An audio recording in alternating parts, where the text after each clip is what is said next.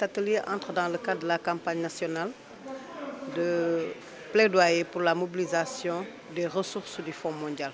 Comme vous le savez, nous sommes à l'orée de la mobilisation des fonds du Fonds mondial qui va se terminer, Inch'Allah, du 19 au 21 aux États-Unis, parce que c'est là où va se tenir la rencontre présidée par le président américain Joe Biden. Et en marge de cette activité, on a demandé à 5 pays africains de mener une campagne de plaidoyer. Et cette campagne de plaidoyer, non seulement c'est pour informer les populations, nos communautés, sur les investissements du Fonds mondial, sur l'impact que ces investissements ont, l'impact que ces investissements ont sur les communautés, mais également faire un plaidoyer auprès des décideurs pour leur permettre de renforcer leurs donations par rapport à la prochaine reconstitution, également de respecter les engagements et de faire aussi un plaidoyer auprès du chef de l'État, son Excellence Macky Sall, en tant que président de l'Union africaine, pour qu'il puisse amener ses pairs à également renforcer leurs donations au profit du Fonds mondial. Nous nous sommes dit que nous allons faire un plaidoyer pour renforcer la cagnotte du Fonds mondial. Mais il serait intéressant aussi à notre niveau qu'on puisse penser à nos communautés et contribuer à la mobilisation des ressources domestiques. Et l'atelier d'aujourd'hui entre dans ce cadre.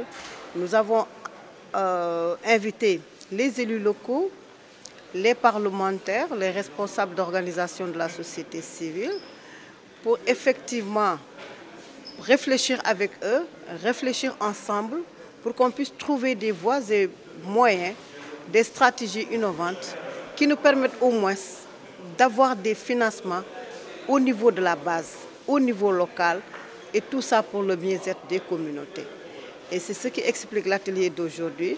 Et nous allons essayer de voir comment effectivement orienter ces ressources locales pour que ces ressources puissent, pour que les communautés puissent bénéficier de ces ressources au sein.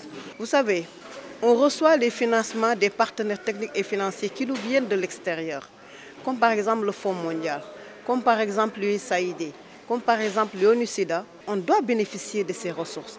Mais aussi, il faudrait qu'on pense aussi à nos ressources, qu'on pense à nous. Vous voyez les grandes démocraties comme celle des États-Unis. Mais ce sont le secteur privé en général qui gère tout dans le pays. Parce qu'ils ont un secteur privé assez fort qui est impliqué pratiquement dans tous les processus de développement du pays. Et c'est ce qui explique là où ils sont actuellement. Mais chez nous, on a un secteur privé, mais ils ne sont pas assez impliqués dans les domaines qui intéressent surtout les communautés.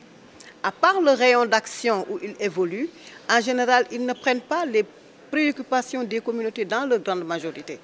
Donc, ces secteurs privés, nous voulons les amener à ce que ces secteurs privés puissent accompagner la santé au Sénégal et particulièrement accompagner les organisations de la société civile. Parce que nous avons deux grands gaps pour l'évolution de ces organisations. C'est le développement de la gouvernance institutionnelle, mais également la pérennisation de nos structures. Et ça pose un problème pour le devenir même des activités que nous sommes en train de dérouler. Le Fonds mondial est là pour nous appuyer, ok. Mais qui sait, demain le Fonds mondial va partir. Si le Fonds mondial part et que nous, au préalable, on n'aura pas pensé peut-être à trouver des ressources additionnelles qui nous permettent de nous maintenir sur le terrain, de maintenir ces acquis sur le terrain, de continuer ces activités, alors là, ça va poser un grand problème. Et c'est la raison pour laquelle nous nous sommes dit que d'ores et déjà, nous allons impliquer les élus locaux dans ce processus. Nous allons parler avec ces élus locaux. Nous allons leur expliquer réellement les enjeux et les défis qu'on a, surtout pour ces trois maladies, le VIH, le paludisme et la tuberculose, pour les amener vraiment à mieux orienter leur financement par rapport à la santé.